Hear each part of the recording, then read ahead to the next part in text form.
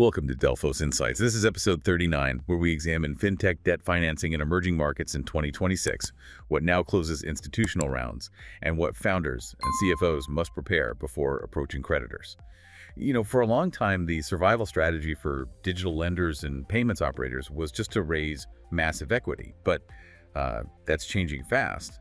Does this mean the growth at all costs equity era is officially being replaced by structured credit? Yeah, it really is. And I mean, not just because investor sentiment went south, right? It is a fundamental shift in how risk is actually measured today. Right, because institutional creditors, well, they're no longer underwriting that speculative equity-style growth. Exactly. They demand operational underwriting evidence now. So if you want to close a debt round today, you need, collateralizable payment flows, really tight governance quality, and actual investment committee readiness. Okay, so let's unpack how we got here in this deep dive.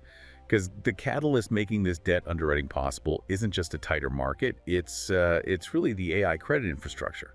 Right, because think about the old model. Lenders relied on static financial histories. Which, most emerging market businesses just simply do not have. Exactly. So now, AI looks at the metadata of everyday mobile money. We're talking machine learning, credit scoring, default rate modeling, even like repayment segmentation. Right. It takes that raw transaction volume and does the KYC automation, fraud detection, and automated credit assessment instantly. So algorithmic underwriting is essentially transforming everyday mobile money and digital payment volumes into collateralizable assets. That is exactly what's happening. And you have to look at the scale. Global mobile money surpassed $2 trillion in 2025. Oh, wow.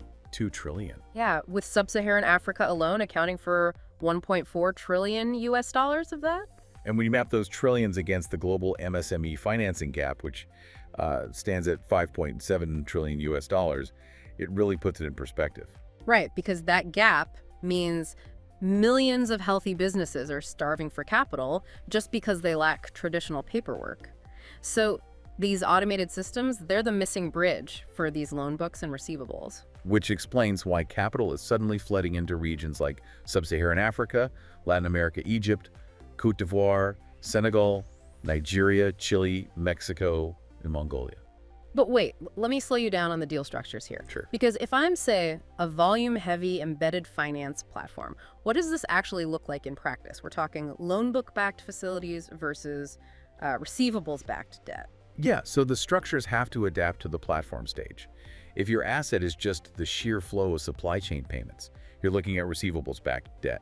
But with a longer history, you might secure a balance sheet facility or a senior secured debt. And what about the FX mitigated structures? Are platforms actually using local currency collateral to satisfy hard currency hedging requirements? Yes, that is the core mechanism right now. We are also seeing a big rise in syndicated DFI-backed debt, where development lenders pool resources to de-risk those exact cross-border flows.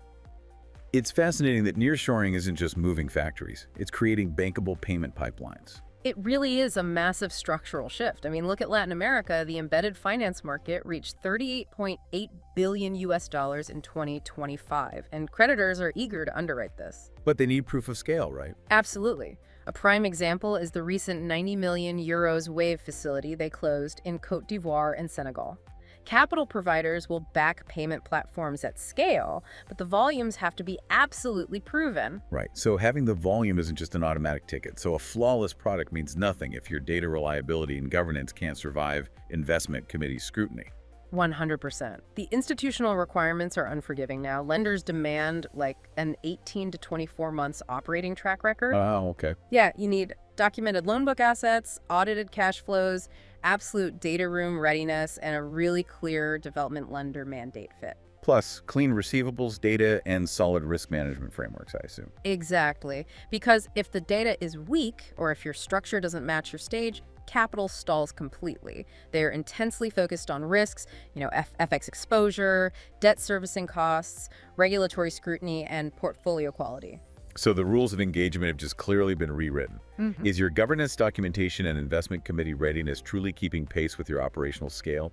Or is regulatory misalignment the hidden risk blocking your next facility?